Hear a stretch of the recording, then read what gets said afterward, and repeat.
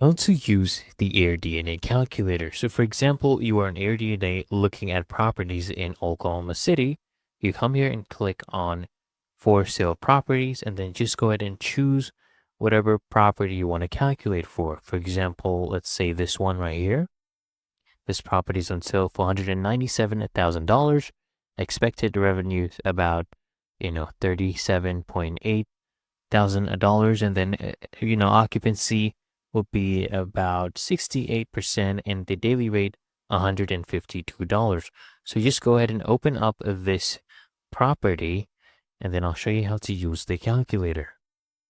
Now, if I scroll down right here, you'll see the financial calculator, and it's calculating that we'll have operating expenses on this revenue of about $16,900, and our net operating income, basically revenue minus expenses, will be $20,800, and we'll have a capitalization rate of about 10.57%, which is basically the percentage of our initial investment that we'll see as a return in the first 12 months where we operate. So every year should have a cap rate of 10.57%.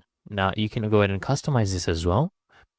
For example, with the purchase price. So the purchase price is $197,000. If you want to increase this, you can go ahead and do that.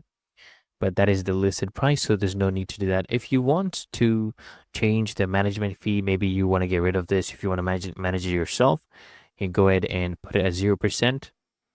And you can see can put it as 0. And now your cap rate has increased, right? Of course, there's a lodging tax, there's a property tax as well that usually comes up, right? And it's really that easy and simple, guys.